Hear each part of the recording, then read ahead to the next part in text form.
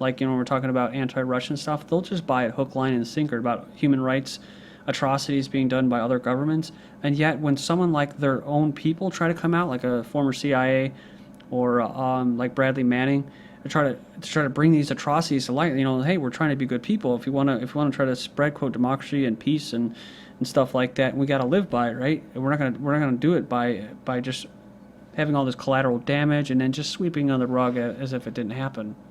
But most of the commentators will be in there and they'll just bash, like Bradley Manning. I mean, they have some really nasty stuff to say about the guy, because they'll say, "What? Oh, this is if you don't like this country, you could just get out." And it's all about national security. So and if you joined the army, then you have no right to complain, right?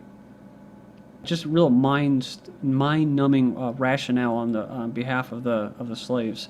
U.S. troops killed 4 Afghan children who were tending livestock. So, and this is after recently there was children that were killed in missile attacks, where NATO said that the raid was aimed at capturing 2 militants, and NATO would only say that it was aware of the situation, investigating, and later they end up finding that they did. So, and I believe they were collecting firewood. So these 4 children were tending to livestock in the field, and they're going to offer condolence payments for collateral damage because they were caught. Remember, if they weren't caught, they wouldn't do anything.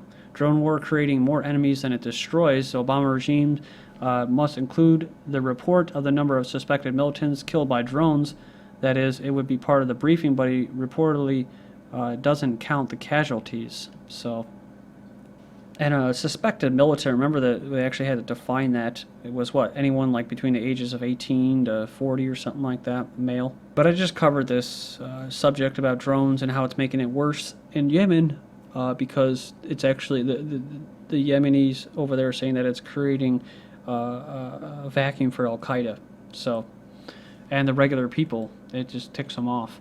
U.S. views Mideast as test site for drones and arms, an analyst says. The director of the Institute for Persian Gulf Affairs says, "I think it seems to me that it's not really about achieving a military or security goal. It's more about experiment or using these weapons and technology to improve them," which is true, just like the heat pain ray gun and just like everything else, including training the troops going door to door in Iraq and that.